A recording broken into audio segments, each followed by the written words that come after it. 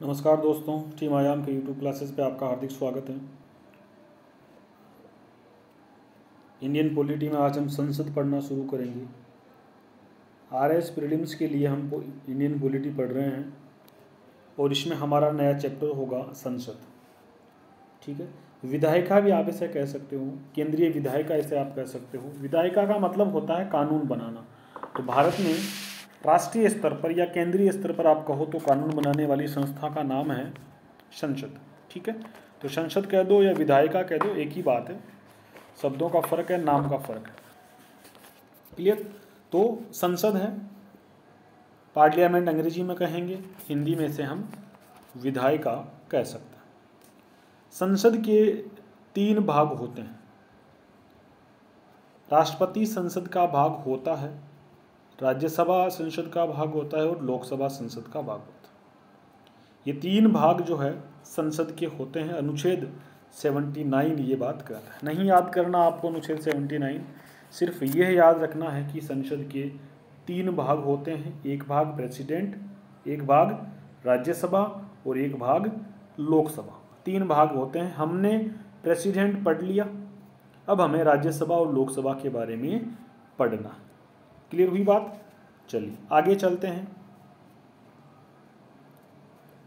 राष्ट्रपति संसद का भाग है, जबकि अमेरिकी राष्ट्रपति संसद का भाग नहीं होता। याद रखिए, भारतीय राष्ट्रपति जो है वो संसद का भाग है, जबकि अमेरिका का राष्ट्रपति संसद का भाग नहीं होता। इस बात को याद रखें। चल, हमें कोई लेना देना नहीं, याद हो जाए तो ठीक। पढ़ना शुरू करते हैं। हमारा चैप्टर संसद में 2 भाग, हमको एक भाग हम पढ़ चुके हैं राष्ट्रपति को, 2 भाग हमें पढ़ने हैं। एक का नाम होता है लोकसभा, एक का नाम होता है राज्यसभा। हम पढ़ना शुरू करते हैं राज्यसभा से। अनुच्छेद है 80। कौन सा अनुच्छेद है? 80। अनुच्छेद 80 जो है वो राज्यसभा के बारे में बात करता है। राज्यसभा का पुराना नाम राज्य परिषद था। कोई विशेष बात नहीं, हमको नाम याद करने की आवश्यकता नहीं है। 1954 में इसका राज्यसभा नाम कर दिया गया। ठीक है, तो पहले राज्यसभा का नाम क्या होता था? राज्य परिषद हुआ करता था, और 1954 में हमने इसका नाम क्या रख दिया? राज्यसभा रख दिया। इसके अन्य नाम क्या क्या है? इसे उच्च सदन भी कहते हैं। राज्यसभा को उच्च सदन भी कहते हैं। राज्यसभा को स्थायी सदन भी कहते हैं। क्यों कहते हैं अभी समझाऊंगा। द्वितीय चैम्बर, सेकंड चैम्बर भी कहते हैं, और प्रबुद्ध सदन भी इसे कहते हैं। तो ये सभी नाम किसके उपनाम है, किसके पर्यायवाची है? तो आप कहेंगे राज्यसभा के पर्यायवाची। भारत में राज्यसभा के अन्य कौन कौन से नाम हैं याद रखेंगे, पर्यायवाची के रूप में याद रखने हैं। क्योंकि एग्जाम में कभी कभी आपके सामने ऐसा लिखा हुआ आ जाएगा, राज्यसभा नहीं लिख करके कुछ ऐसा लिखा आएगा, तब आप कंफ्यूज रहेंगे, तो याद रखना पड़ेगा। उच्च सदन राज्यसभा को ही कहते हैं, स्थायी सदन भी राज्यसभा को कहते हैं, द्वितीय चैम्बर भी राज्यसभा को कहते हैं, और प्रबुद्ध सदन भी राज्यसभा को कहते हैं। क्लियर बात? स्थायी सदन कहने का मतलब क्या हुआ? इसमें ये पूरी तरह समाप्त नहीं होती। जैसे हमारी लोकसभा होती है ना, लोकसभा में तो हर 5 साल बाद एक साथ चुनाव होते हैं, कंप्लीट खाली हो जाती है क्लास, कंप्लीट भर जाती है। लेकिन राज्यसभा एक ऐसा कमरा है, ऐसी बिल्डिंग है जिसमें से मेंबर आते जाते हैं, जाते जाते हैं। एक आया एक गया, एक आया एक गया, मतलब कि ये कभी भी भंग नहीं होती, इसलिए इसे क्या कहते हैं? स्थायी सदन। राज्यसभा कभी भंग नहीं होती, इसलिए इसे क्या कहते हैं? इसे स्थायी सदन कहते हैं। क्लियर? ये इसके अन्य नामों में याद रखिएगा। चलिए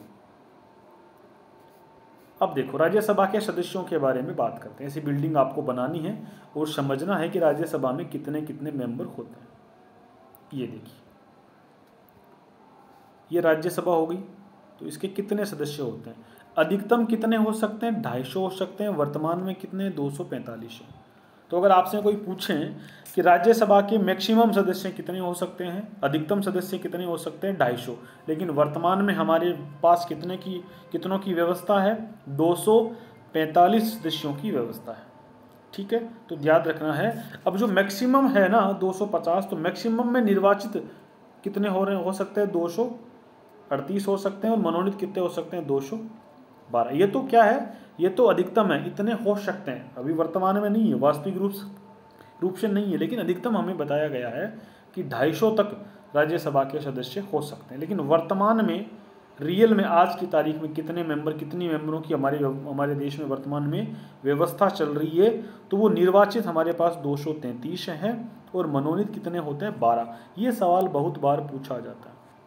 राज्यसभा में मनोनीत सदस्यों की संख्या होती है कितनी, 12। मनोनीत का मतलब क्या होता है, मन से बनाया जाता है, बिना चुनाव के बनाया जाता है। राष्ट्रपति को लगे कि ये व्यक्ति कला साहित्य, ठीक है, वो समाज सेवा वगैरह में ठीक आदमी है, अच्छे समाज सेवा इसने की है, ख्याति प्राप्त व्यक्ति है, तो उसे राज्यसभा का सदस्य बनाया जाता है और वो चुनाव लड़ करके नहीं आता, उसको ऐसे ही मन से राष्ट्रपति द्वारा बना दिया जाता है, ये कहेंगे आप। तो निर्वाचित कितने हुए, 233 याद रखेंगे। इन 233 में भी आपको देखना है कि राज्यों से कितने हैं और यूनियन टेरिटरी से कितने हैं। 229 तो आप याद रखेंगे राज्यों से, और यूनियन टेरिटरी केंद्र शासित प्रदेशों से याद रखेंगे 4, दिल्ली से 3 और पुदुचेरी से 1। सीधा सीधा सवाल पूछ लेगा, दिल्ली से या राष्ट्रीय राजधानी क्षेत्र दिल्ली से कितने राज्यसभा सदस्य निर्वाचित होते हैं, तो याद रखेंगे 3। कितने होते हैं, 3 राज्यसभा के मेंबर दिल्ली से निर्वाचित होते हैं, दिल्ली के हिस्से में आते हैं। पुदुचेरी से कितने होंगे, 1। हमारे पास 2 ही ऐसे यूनियन टेरिटरी है जहां पर विधानसभाएं होती है, तो यहीं से हमको राज्यसभा के मेंबर चुन करके आएंगे, क्योंकि राज्यसभा मेंबरों के चुनाव में वोट कौन डालते हैं, विधानसभा के सदस्य डालते हैं। क्लियर।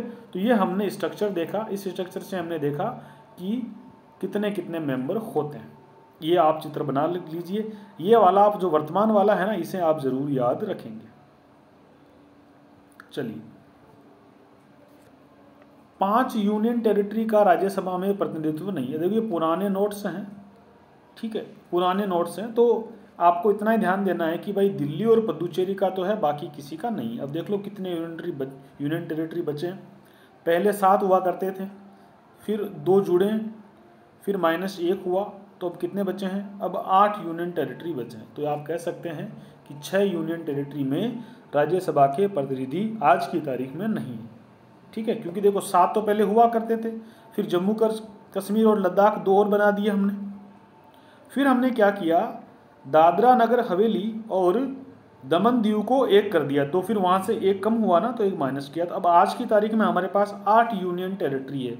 2 के तो राज्यसभा मेंबर होते हैं, बाकी 6 के राज्यसभा मेंबर नहीं होंगे, तो हमें उनको याद रखना है। तो आज की तारीख में 6 यूनियन टेरिटरी का राज्यसभा में प्रतिनिधित्व नहीं है।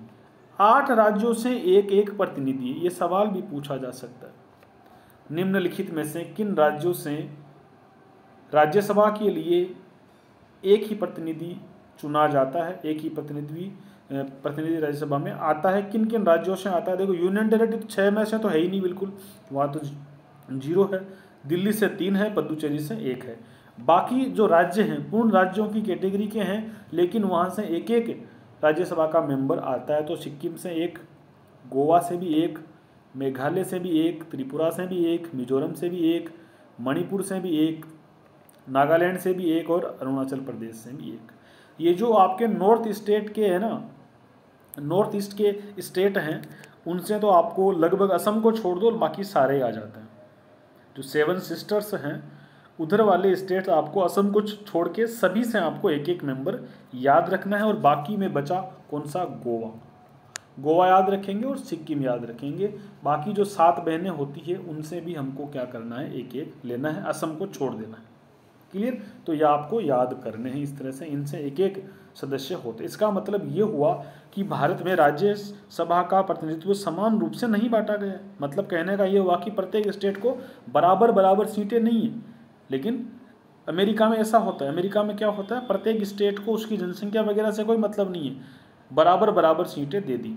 मान लो सबको 5-5 मिली, तो चाहे वो स्टेट छोटा हो चाहे बड़ा हो, उसको 5-5 सीटें मिली है। लेकिन हमारे देश में ऐसा नहीं है। हमारे देश में चाहे लोकसभा हो चाहे राज्यसभा हो, सीटों का बंटवारा हमने किस आधार पर किया है, जनसंख्या के आधार पर किया है। हमने जनसंख्या के आधार, ये सभी सीटें जो बटी ना, ये जनसंख्या के आधार पर बटी है। जितना छोटा स्टेट होगा उसके सीटों की संख्या भी उतनी ही कम होती जाएगी।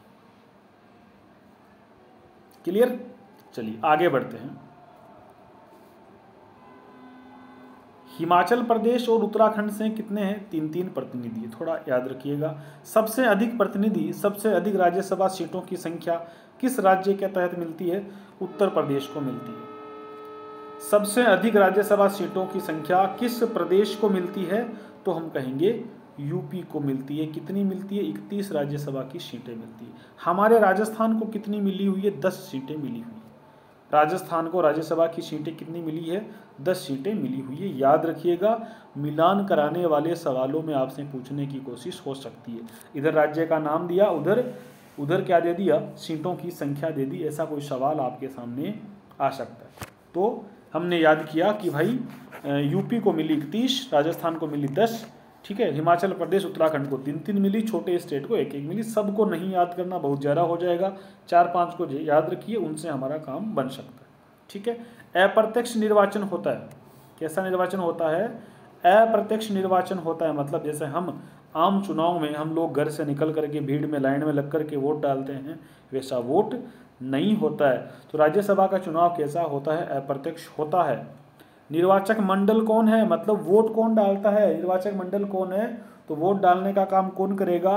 विधानसभा के निर्वाचित सदस्य, एमएलए जो होते हैं ना, हमारे एमएलए, ये एमएलए साहब वोट डालते हैं राज्यसभा के चुनाव में। निर्वाचन की पद्धति क्या है? आनुपातिक प्रतिनिधित्व पद्धति, एकल संक्रमणीय मत द्वारा। मैं आपको समझा चुका हूँ पिछले लेक्चर में, जब राष्ट्रपति पढ़ा था वहाँ पर कुछ वैसी ही पद्धति यहाँ पर राज्यसभा के चुनाव में होती है, ठीक है। इन सदस्यों का कार्यकाल कितना होता है? तो इन सदस्यों का कार्यकाल होता है 6 वर्ष। याद रखिएगा, सबसे अच्छा सवाल पूछा जा सकता है। राज्यसभा के सदस्य का कार्यकाल कितना होता है? 6 वर्ष। राज्यसभा का कार्यकाल पूछ ले तो कोई कार्यकाल नहीं होता। देखो ध्यान रखना, लोकसभा का कार्यकाल कितना है? 5 साल। लोकसभा सदस्य का कार्यकाल कितना है? 5 साल। नो डाउट सही रहेगा। लेकिन ये पूछ ले राज्यसभा का कार्यकाल, राज्यसभा कभी खंडित नहीं होती। राज्यसभा स्थायी सदन है, और जो स्थायी सदन होता है उसका कार्यकाल वगैरह नहीं होता, वो कभी भंग ही नहीं होता, वो कभी खाली नहीं होता। 2 आए 2 गए, 2 आए 2 गए, रिटायरमेंट हो जाता है, वापस चले जाओ, वापस चुनाव जीत के आ जाओ।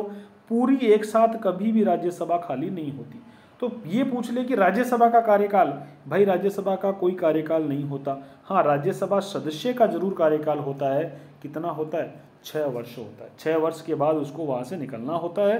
दोबारा आने की इच्छा है तो जीत करके चुनाव लड़ के आ जाओ, दोबारा आने की नहीं इच्छा है तो घर जाके आराम करो, पेंशन मिलेगी।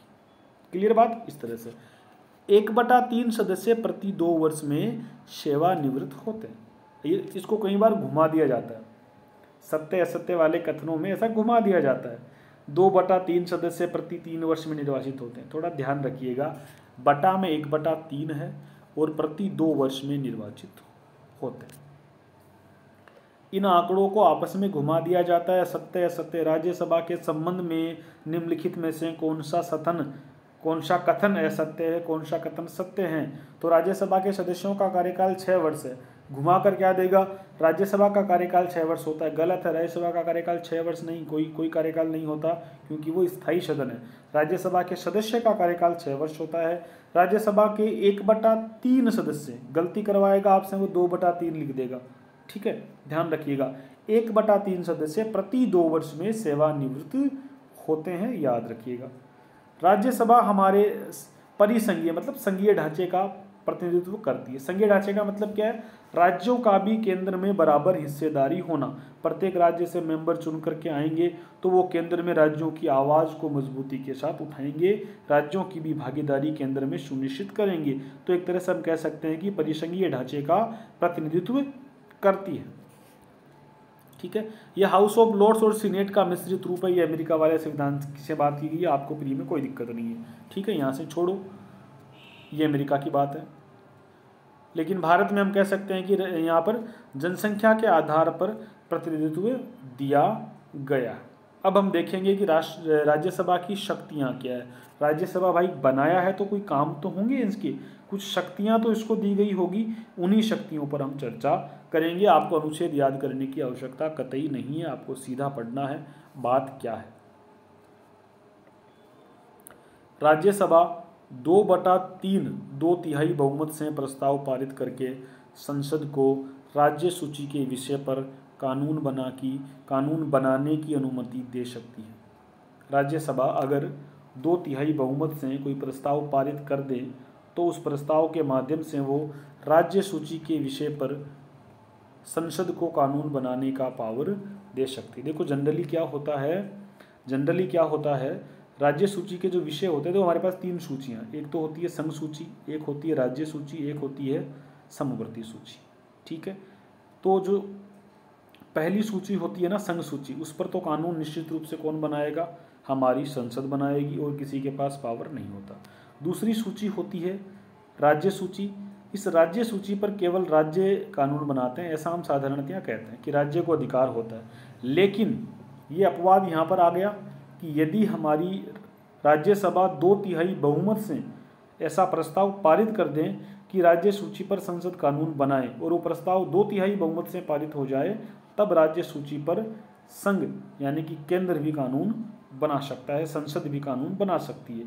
ऐसे जो कानून बनते हैं ना वो 1 साल तक के लिए लागू रहता है, स्थायी नहीं होते, ऐसा नहीं परमानेंट बना दिया, 1 साल तक के लिए लागू रहता है। तो ध्यान रखिएगा, जो अगर राज्यसभा के पास क्या पावर है, राज्यसभा चाहें तो ऐसा प्रस्ताव पारित कर सकती है 2/3 बहुमत से, जिसके द्वारा ये कहा जाए कि राज्य सूची के विषय पर संसद कानून बनाए और वो प्रस्ताव 2/3 बहुमत से पारित कर दे, तब संसद जो है राज्य सूची के विषय पर कानून बना सकती है। ऐसा कानून 1 वर्ष तक लागू रहता है। ठीक है, चलिए अनुच्छेद 312 हल्का सा याद रखना और कुछ नहीं है।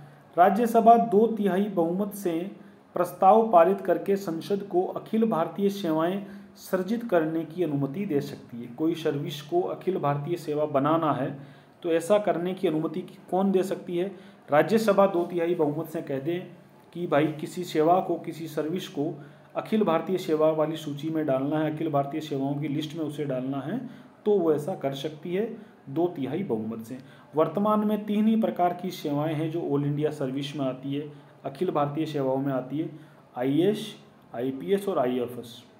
ठीक है, ये 3 सेवाएं हैं जो अखिल भारतीय सेवाओं की सूची में आती है। फॉरेन सर्विस है, विदेश सेवा, IAS जानते हो, IPS जानते हो और IFS, 3 प्रकार की सेवा ही अखिल भारतीय सेवाएं कहलाती है। ध्यान रखना, ये सवाल आपसे कई बार पूछा जाता है, निम्नलिखित में से कौन सी सेवा अखिल भारतीय सेवा नहीं है, तो 3 तो है। जब भी आपको 3 का जोड़ा मिले आप निश्चित रूप से पता करिए, वहाँ से सवाल बन सकता है। IAS, IPS और IFS, ये 3 सेवाएं कैसी है, ऑल इंडिया सर्विस इन्हें कहा जाता है, अखिल भारतीय सेवाएं कहा जाता है। और इनके लिए प्रस्ताव कौन पारित करता है, अगर कोई नई चौथी मान लो इसमें शामिल करनी हो तो ये बात, इसका इनिशिएटिव कौन लेगा, राज्यसभा ले सकती है 2/3 बहुमत से। ठीक है, अब देखिए, उपराष्ट्रपति को हटाने का प्रस्ताव केवल राज्यसभा में ही पेश किया। अब इसका अनुच्छेद नहीं याद करना आपको, सिर्फ बात को याद रखो। अगर उपराष्ट्रपति को हटाना होना तो प्रस्ताव कहाँ पेश करना होगा, केवल राज्यसभा में पेश कर सकते हो। और राष्ट्रपति को हटाना हो तो ऐसी कोई बाध्यता नहीं है, चाहो जिस सदन में पेश करो। थोड़ा शब्दों का ध्यान रखना है। उपराष्ट्रपति को हटाना हो, क्योंकि उपराष्ट्रपति साथ में क्या होता है, उपराष्ट्रपति राज्यसभा का सभापति भी होता है, इसलिए ये बात कह दी कि अगर उपराष्ट्रपति को हटाना है ना तो प्रस्ताव पहले आपको राज्यसभा में पेश किया जाना जरूरी है। लेकिन अगर मैं कहूँ कि राष्ट्रपति को हटाने की व्यवस्था क्या होगी, तो वहाँ किसी भी सदन में पेश करो, कोई दिक्कत नहीं। क्लियर बात समझ में आई। तो ये हमने राज्यसभा के बारे में एक छोटा सा हमने परिचय किया। अब हम ऐसा ही एक छोटा सा परिचय लोकसभा के संबंध में करते हैं। लोकसभा के संबंध में हम एक ऐसा परिचय देखते हैं कि लोकसभा के बारे में क्या क्या बातें हो सकती है। इंट्रोडक्शन पार्ट हम लोकसभा के बारे में करते हैं। लोकसभा अनुच्छेद 81, देखो राज्यसभा किस में है, याद हुआ, लोकसभा किस में है, 81 में है, याद रखेंगे। क्लियर। लोकसभा का पहले नाम क्या था, हाउस ऑफ पीपल था। 54 में इसका नाम लोकसभा कर दिया गया। उसका नाम था राज्य परिषद, 54 में उसका नाम कर दिया राज्यसभा। और इसी तरीके से लोकसभा का नाम पहले क्या था, हाउस ऑफ पीपल था, हमने इसका नाम क्या किया, लोकसभा कर दिया। इसके दूसरे नाम क्या है, पर्यायवाची क्या है, निम्न सदन, नीचे वाली बिल्डिंग में होता है इसलिए निम्न सदन। अस्थायी सदन, देखो राज्यसभा स्थायी सदन है क्योंकि कभी भंग नहीं होता, कभी समाप्त नहीं होता। ये अस्थायी सदन है क्योंकि प्रत्येक 5 साल में क्या हो जाता है, समाप्त होता है, नए चुनाव फिर करवाए जाते हैं। प्रथम कक्ष भी कहते हैं उसको, द्वितीय चैम्बर कहते हैं। लोकप्रिय सदन है, मतलब कि जनता में चुनाव के द्वारा यहाँ पर लोग आते हैं। ठीक है, तो हम जिनको चुनाव देते हैं वो प्रचार करते हैं, भाषण देते हैं, तो वो जनता के बीच लोकप्रिय होते हैं, तो इसलिए इसे क्या बोल दिया, लोकप्रिय सदन। ठीक है, आपको अपने क्षेत्र से लोकसभा के सदस्य हैं, आपके सांसद हैं, उनका तो नाम याद है, लेकिन आप अगर आपसे पूछे कि बताओ राजस्थान में 10 राज्यसभा के मेंबर कौन है, सांसद कौन है, वो भी सांसद ही होते हैं, लेकिन आपको उनके बारे में ज़्यादा जानकारी नहीं होती, क्योंकि वो लोकप्रिय नहीं होते। भाई लोकप्रिय कौन होगा, जो जनता के सामने वोट मांगने जाएगा, भाषण देगा, अखबारों में आएगा, टीवी में आएगा, ज़्यादा बातें करेगा, ज़्यादा जनता से जुड़ा हुआ रहेगा, वो लोकप्रिय होगा। तो इसके मेंबर चुनाव जीत के आते हैं, जनता उन्हें लाखों में वोट देती है, तो वो लोकप्रिय होते हैं। ठीक है, वही अब देखो मेंबर वाली बात करते हैं कि सदस्य कैसे होते हैं। तो लोकसभा सदस्य अधिकतम कितने हो सकते हैं, 552। वर्तमान में कितने हैं, 545। दोनों याद करना है, अधिकतम कितने हो सकते हैं, 552। वर्तमान में कितने हैं, 545। ठीक है, मैक्सिमम कितने निर्वाचित होंगे, अब ये इसका आप ये छोड़ दो। ठीक है, आप इसको इतना रखो कि 552 होते हैं। ठीक है, और ध्यान रखना आज की तारीख में कोई मनोनीत मेंबर नहीं है, ये पुराना प्रावधान था। आज की तारीख में लोकसभा में कोई भी मनोनीत मेंबर जैसा प्रावधान अब नहीं रहा, इस बात को याद रखेंगे। ठीक है, तो मैक्सिमम कितने, आदर्श रूप में कितने हो सकते हैं किताब में लिखने के लिए, 552। वर्तमान में वास्तविक रूप से कितने मेंबर होते हैं, 545 होते हैं। अब अभी आपको इन पर ध्यान नहीं देना, इन पर फोकस करना है। निर्वाचित कितने होते हैं, 543। मनोनीत कितने हो सकते हैं, 2 हो सकते हैं। लेकिन अभी जो 104वां संविधान संशोधन हुआ, जिसके माध्यम से अनुसूचित जाति और जनजाति की सीटों की संख्या में वृद्धि कर दी गई, उस समय इन 2 मनोनीत मेंबर वाले प्रावधान में वृद्धि नहीं की गई, मतलब उनको नहीं बढ़ाया गया, उनका रिन्यूअल नहीं किया गया। और जब रिन्यूअल नहीं किया गया तो मानो कि ये मेंबर अब ऐसी कोई पोस्ट इनकी नहीं रही। तो आज की तारीख में अगर आपसे पूछें, वर्तमान में सवाल आ सकता है एग्जाम में, वर्तमान में लोकसभा में निर्वाचित अगर आपसे ये पूछे कि वर्तमान में लोकसभा सदस्यों की संख्या कितनी है पर निर्धारित, तो 543 है। वो 2 वाला प्रावधान 104वें संविधान संशोधन 2020 के बाद समाप्त हो गया है। क्लियर बात, तो 543 याद रखेंगे। राज्यों के लिए कितनी है, 530। यूनियन टेरिटरी के लिए कितनी है, 13। ये थोड़ा याद रखेंगे। केंद्र शासित प्रदेशों के लिए लोकसभा सदस्यों की संख्या कितनी निर्धारित है, अभी 8 है, वर्तमान में संख्या कितनी है, 13 संख्या मानेंगे। ठीक है, चलो दिल्ली से कितने, 7, और अन्य बाकी जो बचे उनमें से कितने हैं, 6। याद रहेगा, दिल्ली से लोकसभा सदस्यों की संख्या कितनी है, 7 याद रखेंगे। और दिल्ली से राज्यसभा सदस्यों की संख्या कितनी थी, 3। तो दिल्ली से कुल सांसद कितने बन सकते हैं, 10 बन सकते हैं, इसको याद रखिएगा।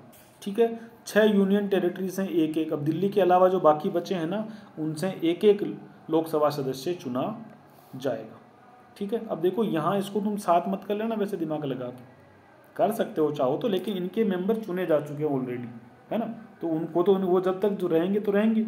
अब दमन दीव से जो MP थे, अब वो उनका विलय करने के बाद उनका पद समाप्त थोड़ी हो जाएगा, नहीं हो जाएगा ना, तो अभी तो रहेंगे ना अगले चुनाव तक, तो उनको रखना है ना, इधर से सवाल भी नहीं देगा अगर ऐसा कन्फ्यूजन क्रिएट होने वाला हो तो।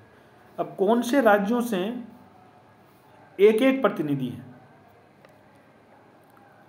सिक्किम, नागालैंड और मिजोरम।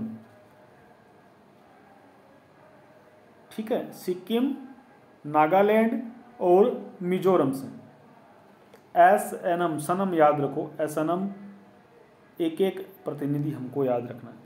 सनम 1 कर लो, सिक्किम, नागालैंड, मिजोरम, इनसे आपको 1-1 लोकसभा का MP याद रखना है। इन राज्यों से 1-1 लोकसभा का MP है। 5 राज्यों से 2-2 प्रतिनिधि है। हल्के हल्के याद करने, रट्टा मारने जैसी आवश्यकता नहीं है, दिमाग में होना चाहिए कि छोटा राज्य है तो 1 होगा। और 2 वाले कौन से हैं, गोवा देखो शब्द ही 2 नाम का है तो 2 में MP याद करने। अरुणाचल प्रदेश 2 भागों में बटा हुआ नाम तो 2 रख लो। मेघालय में देखो 4 का है तो 2 कर लो। त्रिपुरा में 2 कर लो, मणिपुर में 2 कर लो। ऐसे याद कर लो कि भाई इनमें 2-2 MP होते हैं। गोवा से 2, अरुणाचल, गोवा याद कर लो, गोवा तो पूछेगा ही पूछेगा, गोवा से 2 होगा। अरुणाचल प्रदेश से 2 होगा, मेघालय से 2 होंगे, त्रिपुरा से 2 होंगे और मणिपुर से 2 होंगे। जबकि हमने इससे पहले ऊपर क्या देखें, सिक्किम, नागालैंड और मिजोरम, सनम से हमको 1-1 याद करना है। ठीक है, सर्वाधिक लोकसभा सांसद किस राज्य से हैं, तो हम कहेंगे सर उत्तर प्रदेश से। सर्वाधिक लोकसभा सांसद कहाँ से हैं? उत्तर प्रदेश से होंगे। सर्वाधिक लोकसभा सांसद कहाँ से? उत्तर प्रदेश से। राजस्थान से कितने हैं जी? 25 लोकसभा सांसद आपको राजस्थान से मिलेंगे। ठीक है, चलो। लोकसभा के सदस्यों का निर्वाचन प्रत्यक्ष रूप से होता है, मतलब हम सभी लोग वोट डालते हैं। ठीक है, निर्वाचन पद्धति क्या है? अग्रता ही विजेता, मतलब ज़्यादा वोट मिलना। बस कितने ही मिलो, 5 लोग खड़े हैं, 5 में से जिसको ज़्यादा मिले वो जीत जाएगा, चाहे उसको 30% ही ना क्यों ना मिले हो। अरे जब छोटे पे होते हैं वहाँ पर हम स्कूल में हमारे 33% पासिंग मार्क्स होते थे ना, कि भाई कम से कम इतने लेकर के आओगे। लेकिन यहाँ ऐसा नहीं है, 5-10 लोग चुनाव लड़ रहे हैं, जीतने वाले को 25% वोट ही मिले, पासिंग मार्क्स ही वोट नहीं आए, लेकिन वो विजेता माना जाएगा, जिसको ज़्यादा वोट वो जीत जाएगा। ये पद्धति होती है। लोकसभा की विशिष्ट शक्तियाँ क्या होती, थोड़ा सा इनको देख लेते हैं। ठीक है, लोकसभा, जैसे हमने राज्यसभा की शक्तियाँ पढ़ी ना, वैसे ही लोकसभा की कुछ शक्तियाँ देखते हैं। मंत्रिपरिषद सामूहिक रूप से लोकसभा के प्रति उत्तरदायी होती है। याद रखिएगा, सत्य असत्य कथनों में मंत्रिपरिषद सामूहिक रूप से लोकसभा के प्रति उत्तरदायी होती है, अर्थात अविश्वास प्रस्ताव के द्वारा ये मंत्रिपरिषद को हटा सकती है। अगर मैं ये कहूँ कि मंत्रिपरिषद सामूहिक रूप से संसद के प्रति उत्तरदायी होती है, तो ये अर्ध सत्य है।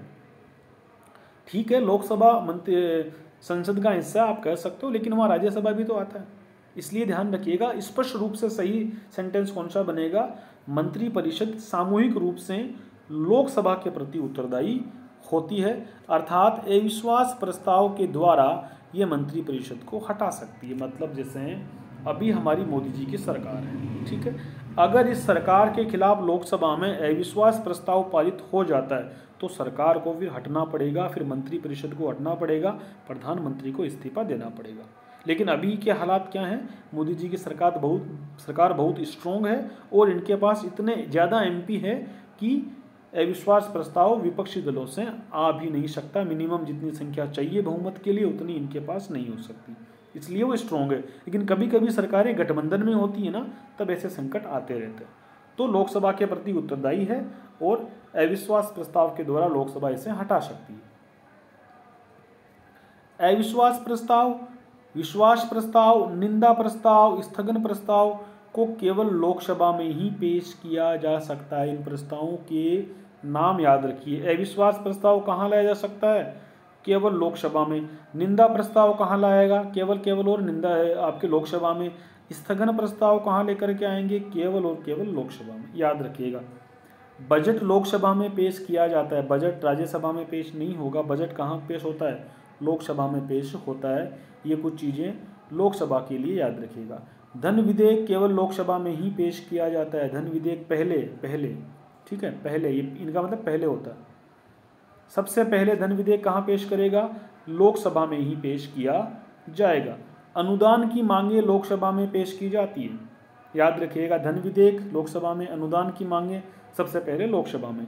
लोकसभा साधारण बहुमत से प्रस्ताव पारित करके राष्ट्रीय आपात को समाप्त कर सकती है, और राष्ट्रीय आपातकाल को समाप्त करने की अगर बारी आए तो लोकसभा साधारण बहुमत से पारित करके उसे समाप्त करने का काम कर सकती है। संख्या बल के कारण संयुक्त बैठक में लोकसभा अधिक प्रभावी होती है। सीधी सी बात, संयुक्त बैठक होती है तो लोकसभा की संख्या ज़्यादा है, राज्यसभा तो 245 पर ही अटक रही है, लोकसभा 543 लोगों के साथ है, तो वो उसका प्रभाव सीधी सी बात है ज़्यादा रहेगा। संयुक्त बैठक की अध्यक्षता लोकसभा अध्यक्ष करता है। बहुत अच्छी बात है, याद रखिएगा, यहाँ से सवाल पूछा जा सकता है। जॉइंट सिटिंग, संयुक्त बैठक जब भी होती है भाई, दोनों सदनों की जब एक साथ बैठक होती है, मतलब कि लोकसभा की और राज्यसभा की जब एक बैठक होती है, दोनों साथ बैठते हैं, तो उसकी अध्यक्षता कौन करेगा? लोकसभा अध्यक्ष करेगा। राज्यसभा का सभापति वगैरह जो होते हैं वो नहीं करेंगे। कौन करेगा? लोकसभा अध्यक्ष करेगा, याद रखिएगा, ठीक है। और संयुक्त बैठक में लोकसभा के नियम लागू होते हैं, राज्यसभा के नियम लागू नहीं होते हैं, इस बात को याद रखिए। परिसीमन आयोग आपको नहीं देखना है, इधर आपको नहीं देखना है। इसके बाद में बाकी जो बचा है वो हम कल की क्लास में करेंगे, ठीक है। ये बाकी जो कार्यकाल वगैरह है दोनों सदनों की, इनका ये सब हम अगली क्लास में करेंगे। यहाँ तक हमने लोकसभा की, परिसीमन आयोग आपके सिलेबस वगैरह में नहीं है तो इसको इधर नहीं देखना है। एग्ज़ाम की स्मार्ट स्टडी क्या होती है? जो आपका एग्ज़ाम डिमांड कर रहा है ना, उस तक ही सीमित रहें। बाय द वे मान लो एग्जाम में कोई सवाल बाहर से आ गया तो वो 1 या 2 सवाल मुश्किल से आपके आउट ऑफ सिलेबस आएगा, सारे सवाल सिलेबस से बाहर नहीं आएंगे, और आपको 100 में से 100 सवाल पूरे करने जितनी नौबत नहीं आती। क्लियर बात। तो आप जो सिलेबस आपसे मांग रहे हैं, आपके सिलेबस ने कहा है कि संसद में 2 सदन होते हैं, लोकसभा और राज्यसभा, हम दोनों पढ़ेंगे। क्लियर। तो दोनों का एक हमने परिचय आज कर लिया है, लोकसभा का और राज्यसभा का। अगले वाली क्लास में इनको आगे बढ़ाएंगे। तब तक के लिए आपको ऑल द बेस्ट, मेरी ओर से शुभकामनाएं। धन्यवाद।